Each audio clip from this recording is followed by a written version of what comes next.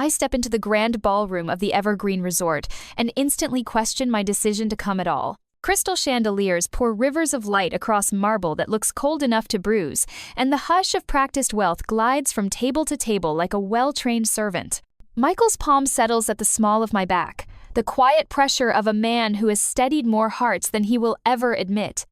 "Breathe," he murmurs. Surgeon's eyes skimming my face with clinical care. We earned our place here. Leo tugs at his bow tie, 6 years old and already waging war with formal wear. "Mom, this thing is trying to strangle me." I crouch to loosen the knot and kiss his forehead. "Just for a little while, buddy. Perfect manners now, swimming pool later." He scowls, then nods, as if we've negotiated a treaty. The tide of guests parts and time falters. A profile hooks my attention. The tilt of a chin I know by muscle memory, the forward lean that appears whenever laughter is about to turn into a performance. I have not seen that gesture in 11 years, but my body recognizes it before my mind does. The bride pivots, flute raised for a toast, and our gazes lock across the distance like magnets. Grace. My sister. The glass in my hand quivers only a tremor, but enough to betray the earthquake moving through my chest. I had skimmed past the name on the invitation, Daniel Brooks, without a second thought. I assumed Grace still used the surname Collins. I did not connect the dots until now. Under chandeliers and scrutiny, her breath catches, sharp enough to nick the room. Conversations hiccup, the quartet keeps playing, yet a bubble of awareness swells around us, sealing out sound. Behind her, my mother's face drains to paper, then floods crimson. My father edges in front of Grace, broad shoulders forming the same barrier he built all through our childhood. "What are you doing here?" my mother hisses, just loud enough to invite an audience. Shame rises like old smoke, and for a heartbeat I am 21, rain-soaked on a curb with a suitcase and nowhere to go. Michael's voice cuts cleanly through the memory. "My wife is a guest," he says, measured and unshakable. "She's the chief executive of Medova. The groom invited us personally." The name ripples outward. Medova. Doctors at a nearby cluster glance up, recognition brightening their eyes. A woman in burgundy looks at her companion. That's Amber Collins. Rain drums in my memory the night my father declared, "If you're too ungrateful to help at the clinic, don't come back," and the front door slammed like a gavel. I straighten now, Valentino replacing thrift store wool, the storm far behind me. The girl on the curb is gone. In her place stands a woman who built a company from thin air and sleepless grit. Daniel Brooks threads through the crowd toward us, confusion shadowing his brow. His gaze flicks between Grace's frozen smile and my composed one. "You know the head of Medova?" He asks my parents first, then turns to me with professional interest warming his tone. "We've been trying to partner with them for months. Their monitoring platform is changing post-surgical care." Grace's smile trembles at the edges. My parents trade glances heavy with panic. Around us, the susurrus of speculation thickens. I could detonate the room. I could unwrap 11 years of myth-making and hold them to the light. I could tell Daniel how they told everyone I flunked out, how my tuition disappeared into opportunities for Grace. The power sits in my palm like a matchbook. Instead, I strike no flame. "Hello, Grace. Congratulations." The plainness lands with the force of thunder. She flinches, as if a shout had cracked the air. Michael's hand returns to my back with the question it always asks without words. "Stay or go?" Leo peers up at me, oblivious to the current dragging adults under. "Mom, is the lady in the white dress your friend?" Daniel's attention sharpens, moving between his bride and the stranger, who obviously isn't a stranger. "Grace," he begins, confusion stitching into suspicion. "I thought you said your sister was." He leaves the sentence unfinished, and the unsaid hovers like fog. For the first time in a lifetime of watching her stage every moment, I see my sister scrambling for words that will not come. The sensible move would be to take my family's hands and slip away. Let her perfect day remain uncracked. But sometimes what we call good manners is fear in silk. I stopped bowing to it a long time ago. Daniel recovers his host's smile and slides an arm around his bride. "This is my wife, Grace," he says brightly. Stanford graduate and the brilliant manager of her family's medical practice back in Vermont. I stand 10 paces away, my champagne untouched, watching pearl earrings catch light when she tilts her head. That tilt always meant a stretch was coming, truth bent into shape to fit a prettier frame. "Our clinic has served the community for 3 decades, she says, voice pitched between humility and grandeur. Family medicine with a focus on elder care. On my other side, an elegant woman in a smoke-gray pantsuit glances at my name badge and startles. Medova? You're Amber Collins. Your keynote last month was extraordinary. That remote monitoring system is reshaping recovery across 3 states. 4 now, I answer, the corners of my mouth lifting. We finalized with Northwestern this morning. Across the room, Grace stumbles through a tidbit about platelet therapy trends. A physician scratches his temple. I thought Stanford scaled back that approach years ago, he says gently. Grace laughs one note too high. In academia, the debates never end, she replies. Some professors cling to tradition. The smallest crease forms at the corners of Daniel's eyes. His arm eases from her waist by a fraction. The discrepancy has registered. Amber. My father's voice arrives behind me, 11 years older but unchanged in posture and command. He plants himself between me and the larger circle, a human stop sign. You need to leave. You're ruining Grace's day. Michael's shoulders tense, but I touch his sleeve. I was invited by Daniel, I say evenly. Perhaps you should explain why that is a problem. The fine wool of my father's suit cannot disguise the limits of his kingdom. Do not play innocent, he snaps. You show up flaunting. Whatever company you claim to run Medova is not a claim, Michael says, stepping forward with unadorned authority. The Boston conference featured my wife as the keynote. Her systems are active in dozens of hospitals nationwide. Heads turn. My mother is already fluttering around Grace, trying to redirect conversations, but the room has begun to recalibrate. Leo tugs my hand again. Mom, cake? You promised. In a minute, sweetheart. He studies Grace with frank curiosity. Is that lady your sister? Did she go to Stanford like you did? Color slips from Daniel's face.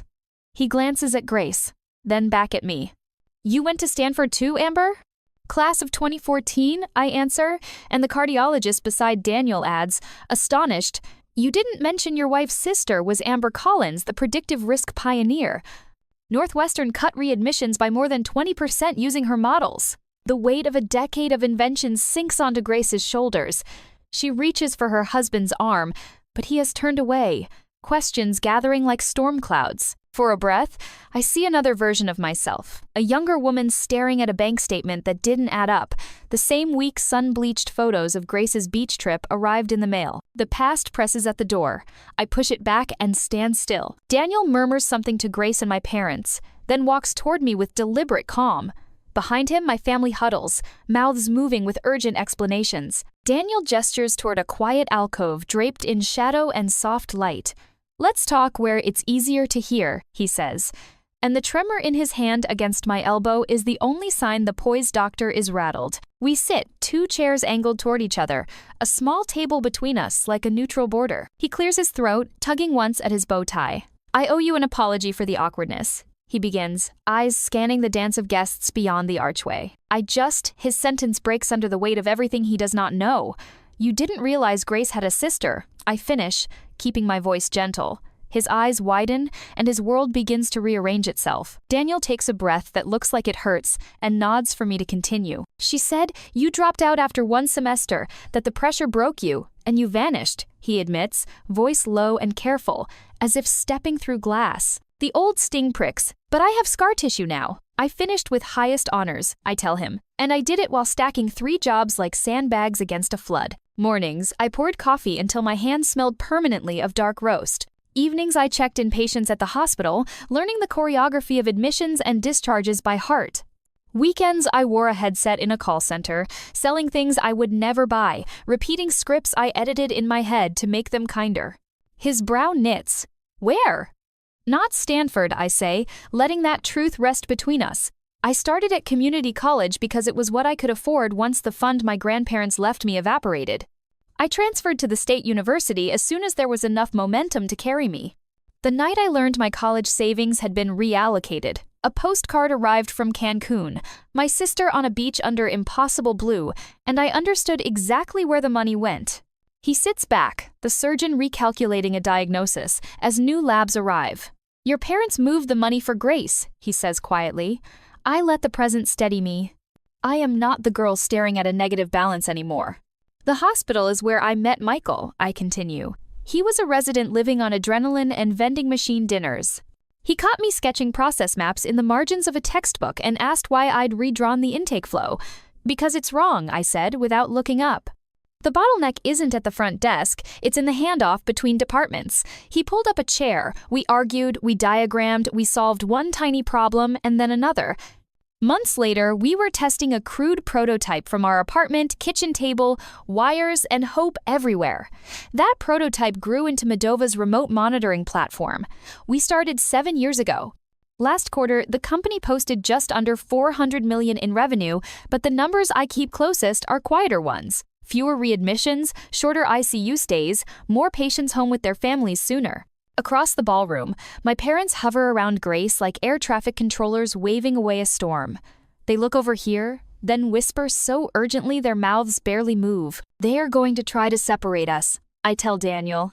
He follows my gaze and sees them gathering their courage. Michael appears beside us as if conjured, phone angled down, posture relaxed enough to read as casual. Everything good? He asks, voice mild, eyes taking inventory the way surgeons do bleeding, breathing, threat. Just a conversation, I say, and feel the gratitude of a woman who chose the right partner and then chose him again every day after. My mother strides up, smile lacquered, voice pitched to Carrie. Daniel, there's a chief from Boston General who simply must meet you. She does not look at me. She speaks over me as if my existence is a noise to be managed. In a moment, he replies without moving. Amber and I are discussing patient outcomes. The smile on my mother's face buckles, then hardens. Always hungry for attention, our Amber, she says, her tone a velvet blade. She's been jealous of Grace since high school. The words hover in the air like acrid smoke. A few guests shift, exchanging looks that say more than their manners will allow. I do not rise, I do not break. Michael's hand lands on my shoulder, an anchor disguised as affection. When the bathroom door swings shut behind me 20 minutes later, I find Grace at the mirror with a mascara wand in a shaking hand. We meet each other's eyes in the glass, two women carrying the same bones and entirely different histories. Why are you doing this to me? She asks, and the plea scrapes raw at the end. I take my time with the faucet, the paper towel, the calm. Doing what? Exactly. Ruining my wedding. Making Daniel question everything. I keep my voice soft. I am not doing anything, Grace. I am standing here breathing. You were supposed to stay gone, she blurts. The truth finally breaking through the lacquer. They told everyone you couldn't cut it. That you were reckless. I tip my head. Yet here I am, managing quite a lot. I step back into the reception, with my composure intact and my pulse steady. Something in the room has shifted its weight. People begin to drift toward me, not with schadenfreude, but with professional curiosity, the language I have always spoken best. A neurosurgeon asks Michael detailed questions about telemetry thresholds. A hospital administrator slips me her card with a hushed, "Your rollouts cut our complication rates by nearly a third." Daniel hovers near my elbow, listening, asking smart follow-ups, absorbing what competence sounds like when it isn't pretending. My sister circulates at the margins, smile too bright, redirecting any conversation that veers into medicine. My father chooses blunt force. Daniel, he booms from the head of a nearby table, this is Grace's wedding day. Let's remember whose accomplishments are being celebrated. The silence that follows is not empty. It is dense, like water. Eyes move from him to Grace to me and back again. And in that quiet, everyone hears what no toast could say. I hand my champagne to a passing server and check the time.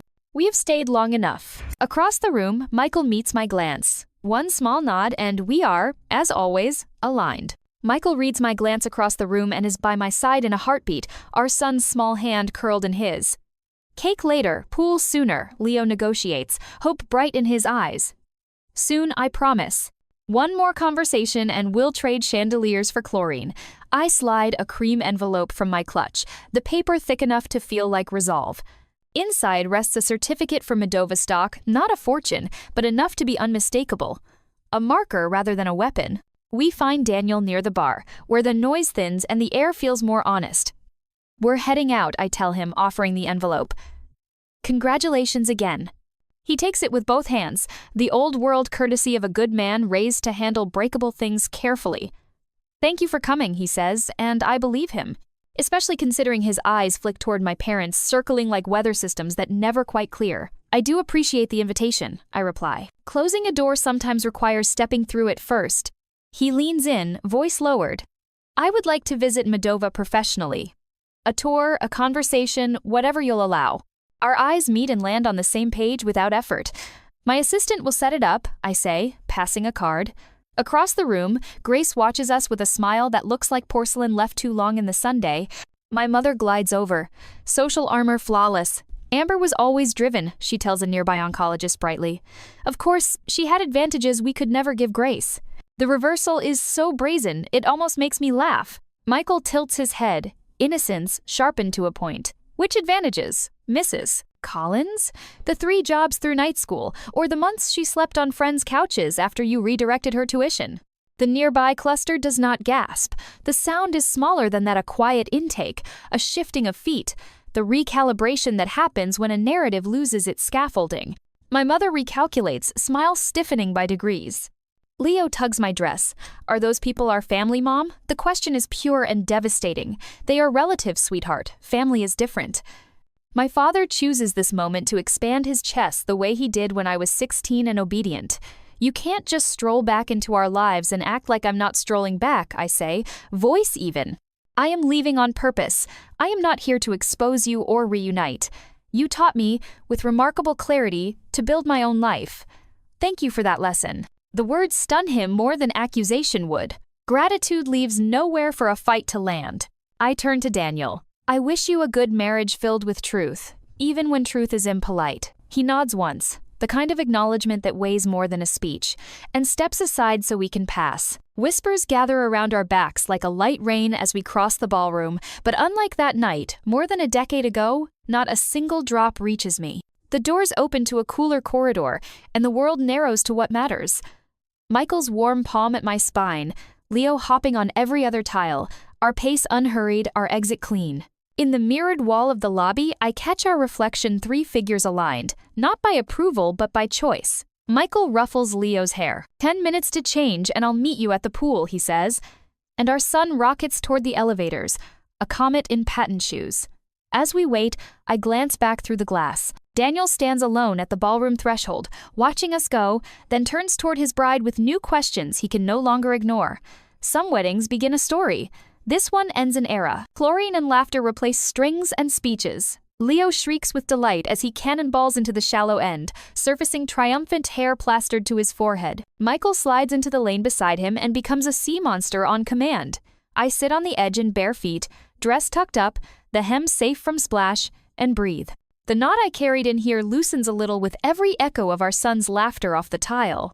My phone vibrates once, a text from a hospital administrator who wants to talk Monday, and then I set it face down. The water is a metronome for the present. By the time we head home, the sky is a deep navy banded with thin gold.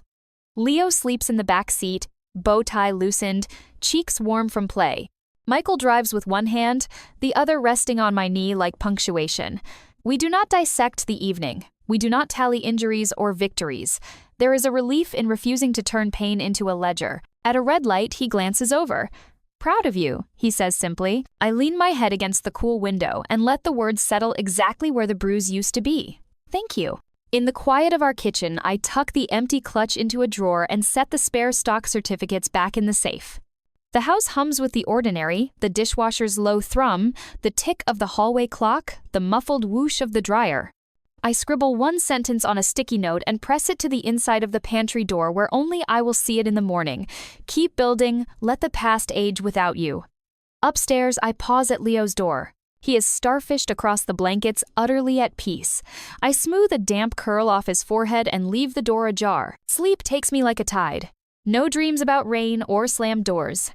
When dawn edges in, my first thought is not of what they said, but of what I will make next. The world outside is the same. But inside, something fundamental has clicked back into place. I do not need their apology, or their blessing, or another room to prove myself in. I already own the work I have done, the home we have made, the steadiness I earned with long years and longer nights. Tomorrow will bring its own skirmishes, they always do, but tonight I keep only what is mine, and let the rest drift out with the dark. The morning sun rakes across my office like a quiet metronome, laying pale gold over glass and steel. 1 month has slid by since the ballroom, and I have stopped flinching at old ghosts. A partnership proposal waits open on my desk, an offer worth 8 figures if we ignore the zeros and read only the outcomes. Our monitoring platform has pushed readmissions down across more than a handful of hospital networks, and the numbers hum with the kind of proof no speech can counterfeit. Meredith's voice cracks softly through the intercom, careful and warm. Dr. Daniel Brooks is here to see you. I set my pen aside, the point leaving a small dark comma on the page.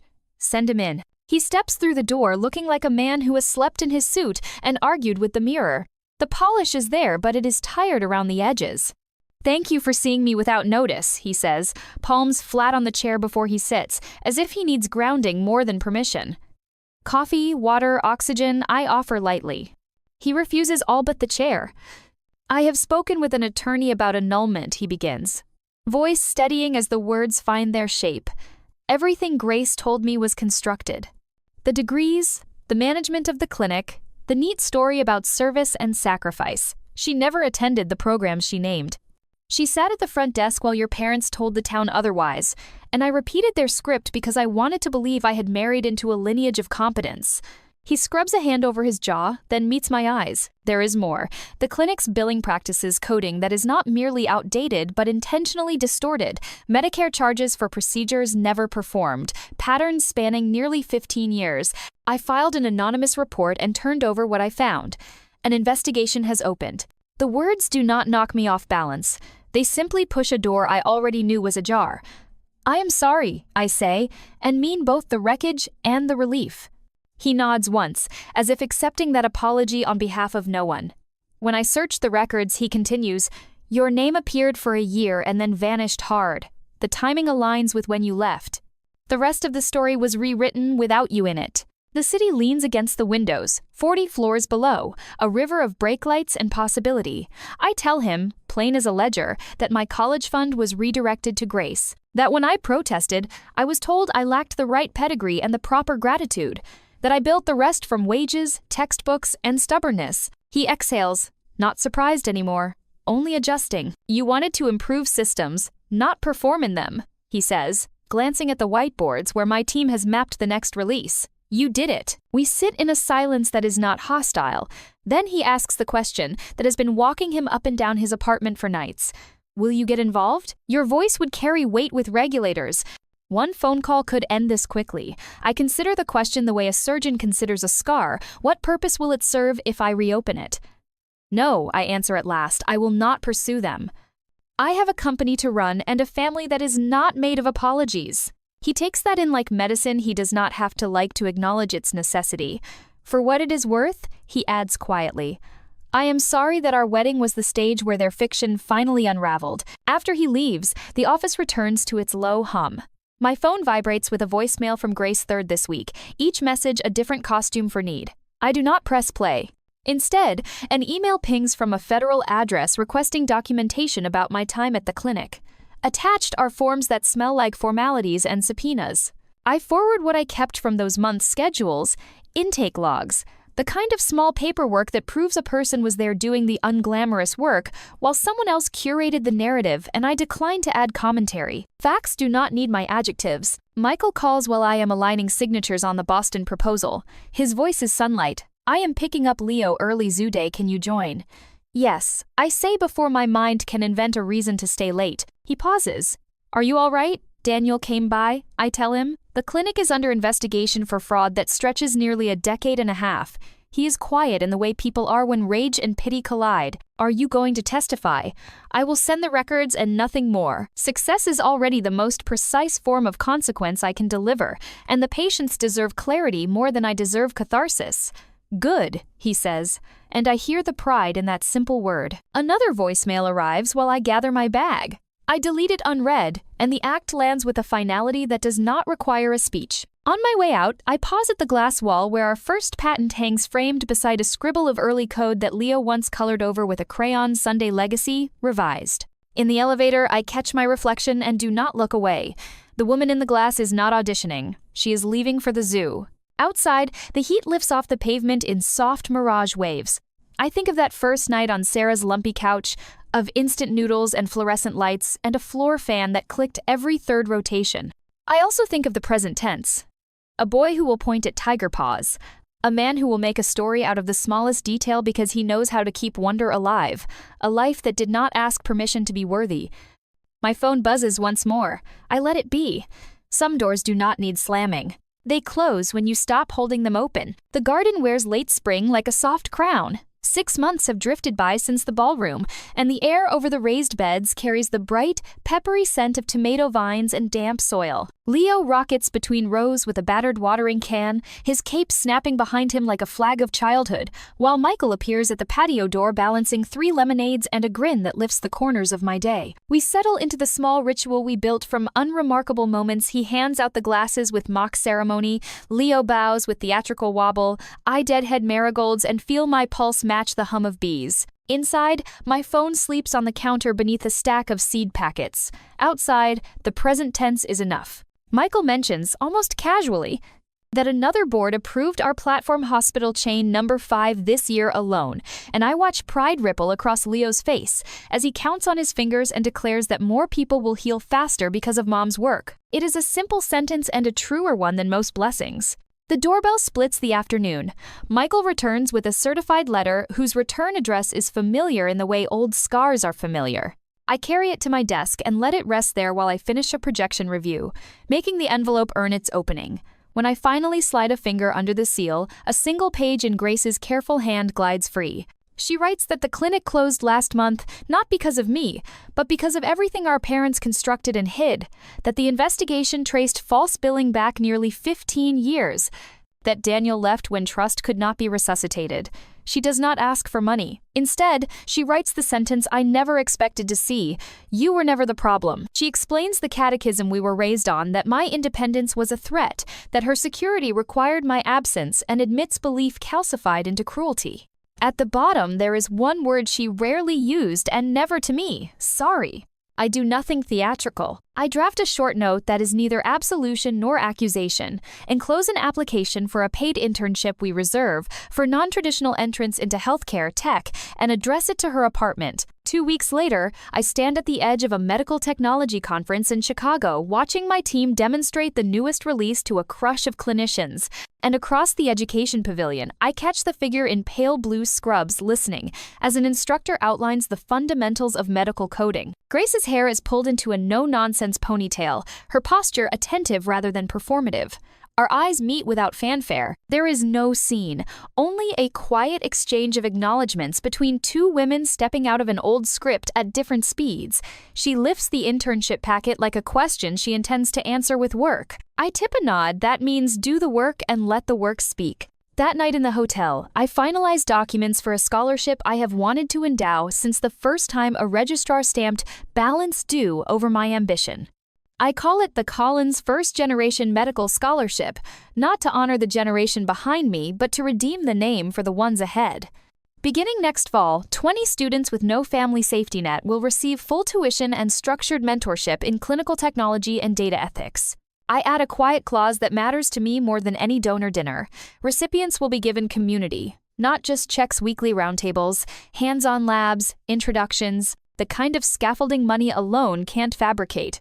When I sign, I feel something unhook in my chest, as if a long-tensed muscle has finally remembered how to release. Back home, evening gathers in the garden, and the earth is still warm under my knees as I set new seedlings into small, deliberate hollows. Leo crouches beside me, serious in the way children become when given real tasks. Some plants need space from others, I tell him, easing a root ball free. They thrive when their neighbors don't crowd their light. He looks up with that quick, bright intelligence I recognize in my own reflection. Like people. Exactly, I say, pressing soil around a tender stem. Some roots you inherit, some you choose. I glance through the kitchen window where Michael moves easily through our ordinary life, and I understand that the story I wanted from my family of origin has been replaced by a better, quieter narrative that we built ourselves. I do not wait for another voicemail. I do not rehearse speeches I will never give. The wind slides through the basil, the first fireflies flicker like tiny metronomes, and I feel the strange, durable peace of a woman who no longer needs permission to occupy her own life. Not all endings demand forgiveness. Some ask only that you finally set the weight down and walk forward without it.